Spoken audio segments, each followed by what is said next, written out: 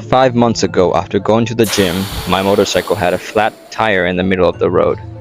This bummed me out because I was out of money and didn't bring anything to spare.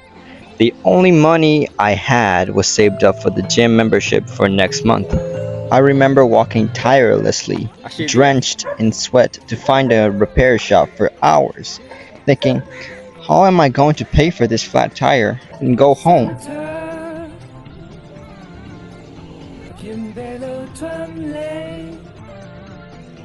Nevertheless, I solved the problem by using the save up money for the gym.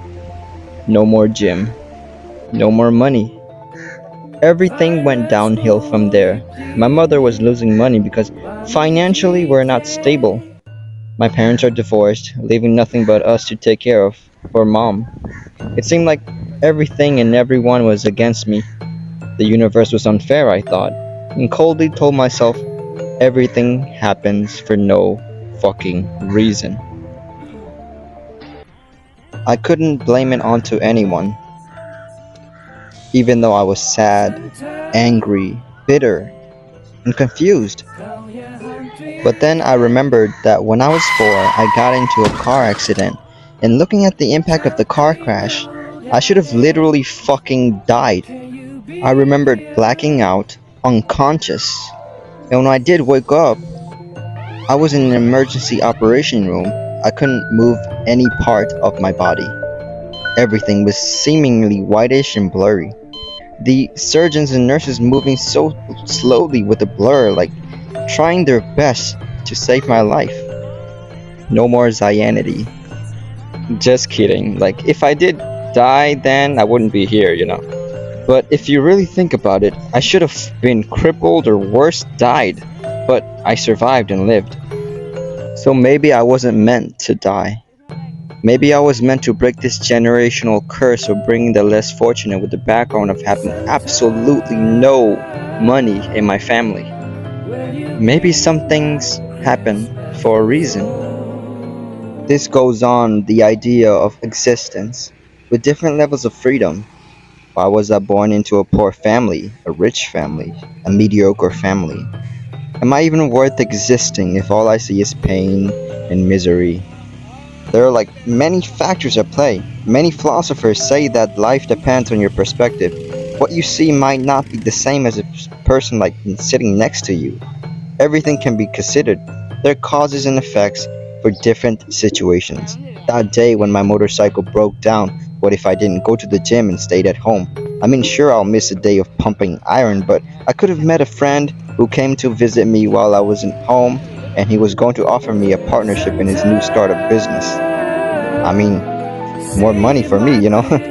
But it didn't happen, and I'm still broke.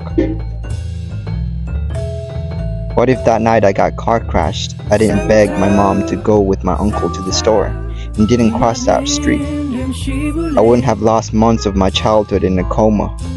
I could have chose different paths of existence. There are two types of people in this world that have a belief. There is free will and determinism. Determinism, people will say nothing matters and everything is meaningless because every molecule and atom is determined to be. And while the free will people will say every little minuscule action you take and every choice of events you vibrate is experiential. These two philosophies have been fighting for power ever since the start of human civilization. Roughly speaking, you don't really have much choice other than to think that way, but that isn't how it seems to people. And we don't treat each other that way. And our entire legal system is predicated on the idea that you do in fact have free will. So, well, can we account for it? Well, no. And do we have a scientific model for it? Hearing the concepts of both sides, you can argue that maybe both of them are right. Maybe we are determined to fail or succeed. Maybe we are meant to carry these burdens. But if it's meant to be, then you can choose to be in the now, the present time. Choose to be good, choose to persevere stoically, no matter it may be, no matter what the situation may be. Solve the problem that the universe throws at us, whether good or bad. I can't say I'm in a good state of bliss in life right now, in a country filled with war and dread. Many lives of families are taken. I guess I should be happy enough that I still have my family and friends to accompany me through it. And that is my philosophy of existence.